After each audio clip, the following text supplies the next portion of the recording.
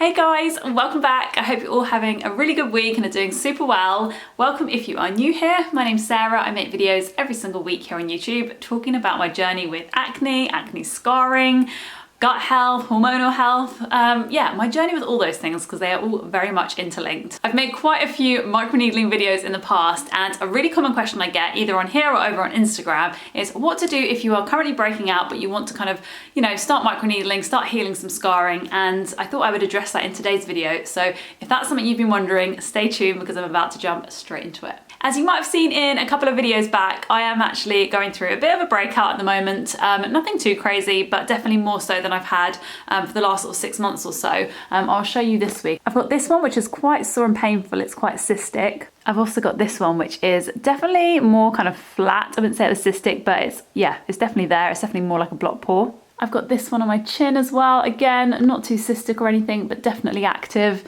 And this one still isn't completely flat either. So one thing is for sure, if you want to microneedle, you do not want to do this overactive acne. No way at all would this be a good idea. Not only would it really, really hurt, but you can definitely transfer bacteria. You can definitely actually make the wound even worse.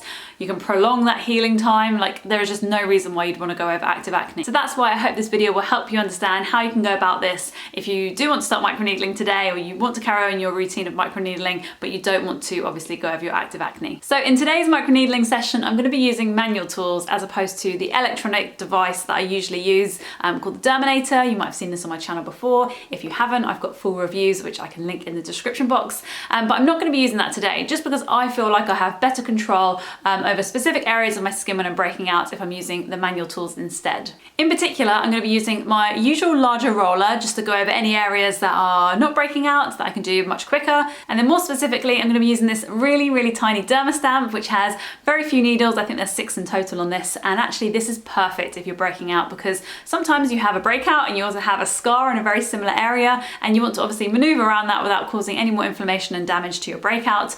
You just want to target the scar on its own. So you're going to want to start off by actually making sure that these are completely disinfected. I use surgical spirit, but you can equally use rubbing alcohol, and I usually let these soak for about half an hour, then take them out and let them air dry so that they are completely sterile, ready to go. You're then going to need a very clean face as always, so I'm going to put my hair up now so I can take my SPF off. I'm not currently wearing any makeup, but I have got SPF on, which obviously is not good if you want to start microneedling. I'm just using my usual Garnier micellar water on a cotton pad, and then I'll go in for a double cleanse with my Bioderma gel cleanser after.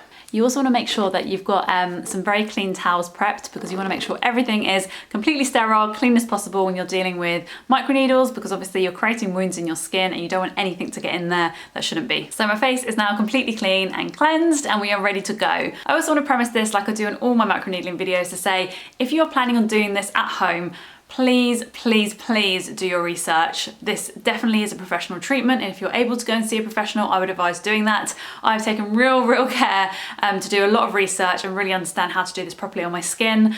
So yeah, definitely read the owndoc PDF instructions if you're planning on doing this, because that's where I learned how to do this at home, and I've not had any problems over the last 5 years. But like I said, you're taking this into your own hands, and it can be quite a scary procedure. Okay, so next thing is thinking about which area of the face to go with first. And actually this comes in really handy when we're thinking about breaking out, because I don't know about you, but I tend to find that I break out on one side of my face and then I'll break out on the other. And very rarely do they both break out at the same time. I'm not too sure why this is, but last month actually, I had quite a few breakouts on this side of my face. And now this month I'm breaking out on this side of my face, as you can see. So quite a few times I've actually gone about this by actually only microneedling one side of my face one week and then the other the next week when the active acne has healed. That is certainly something that you could do, and I would really recommend doing that if you have a lot of breakouts on one side of the face and not the other. Equally, if you're just trying to treat like fine lines and wrinkles on your forehead, which certainly I'm doing as well, sometimes I might just do my forehead if I find that I've got too many breakouts on my cheek or chin.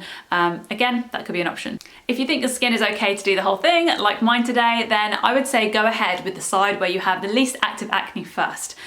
Those sort of areas like my forehead and my chin, I'm going to go ahead and start microneedling going with the Derma roller as opposed to the small Derma stamp. So just before I start to roll, I like to really think about the areas which I need to really avoid or make sure I go around, because obviously I don't want to roll over active breakouts.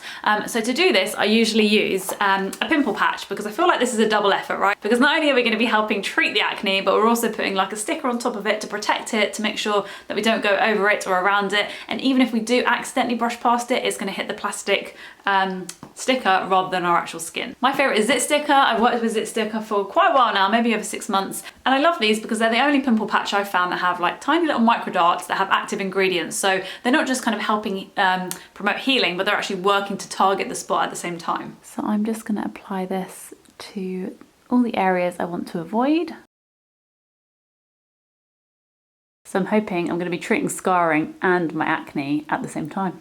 Okay, so I think we are ready to go. So I'm going to start on this side of my face, just because obviously that's where I have the least active acne. I've just got this one which is still healing, but to be honest, it's not even very active. I probably could get away with going over that and it wouldn't make much difference. But yeah, these ones definitely are active. They still feel like they're actually raised, or particularly this one quite inflamed. So they're the ones that you want to be super careful of. So you're going to take your roller and then you are literally just going to be pulling your skin taut so it creates a completely flat surface. And then you're just going to roll in the same direction, not both directions, across one area of your face, and continue to do so. You're going to experience some pinpoint bleeding if you're doing this properly. To be honest, I use a longer needle length because that is what is scientifically proven to be able to help induce collagen and help fill out pitted acne scarring. This is certainly an area I'm going to be really targeting because that's where I broke out last month.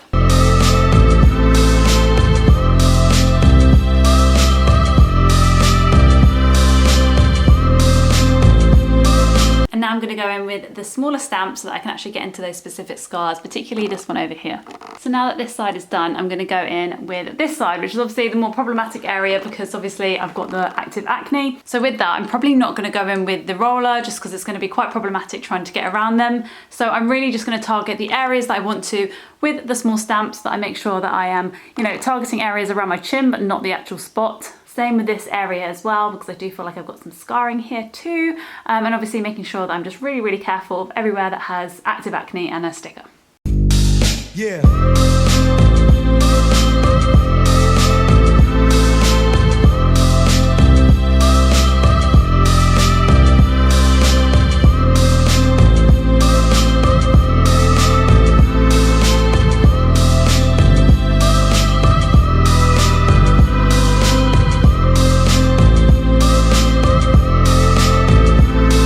Always so hard doing this on camera. I also find this little stamp so great for going around your mouth as well, because obviously if you've got a roller this size, it's really hard to go around like anywhere near your lips. And I do tend to get little breakouts recently around my lips. Actually, I had one last month, which definitely left a bit of a scar. So it's so much easier to get the little stamp and go at it that way, if that makes sense. And as well, I know lots of people try and microneedle for the fine lines, like laugh lines around their mouth. So I'd really recommend this little stamp.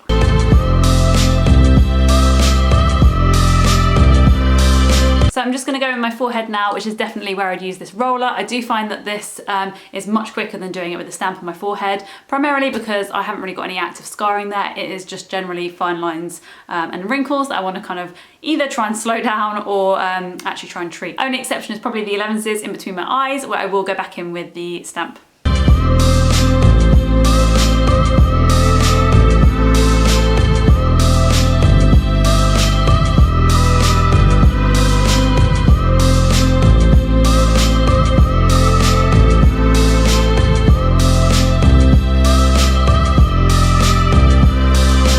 Okay, so now I'm going to take away the little stickers and actually go and lightly cleanse my face. I'm not going to go in with anything harsh. I'm just literally going to use warm water, pat dry, and then I'm going in with Infadilan, which is super important in this routine because you want to protect your skin. I would say if you're using Infadilan on active acne, that is absolutely fine, but be careful to take it off after a few hours because just like makeup or SPF, you don't want to sleep in this stuff if you don't have to. So I know a lot of us are microneedling for acne scars, which generally means our skin is quite acne acne prone. So I know on my channel I talk a lot about tretinoin, which has absolutely helped my acne prone skin, and on top of that helps me speed up the results from microneedling too. So kind of a win-win really. But I do get questions as well asking like, when do I apply this? Do I apply it straight after tretinoin? Do I apply it straight after microneedling? Or when do I go about doing this? And my answer is that I only apply tretinoin every other night. So for example, last night I applied tretinoin and tonight I will not. So that is when I go in and microneedle. I will not do it on the same day that I use tretinoin. I think it's way too harsh.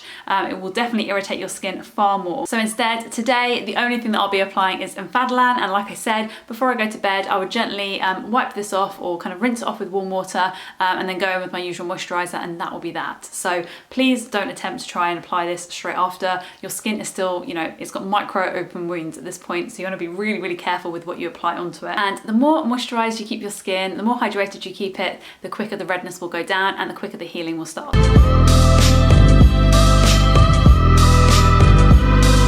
If you want to see a full tutorial with the Derminator, as I described at the beginning of the video, which is an electronic device which helps you do this a lot quicker than using manual tools, I would definitely recommend trying that out. If you don't have active acne at the moment and you feel like you could do this a lot quicker than going over your skin with the smaller stamp, then I will leave that video on screen now. So go click that and I will see you over there. Thanks guys.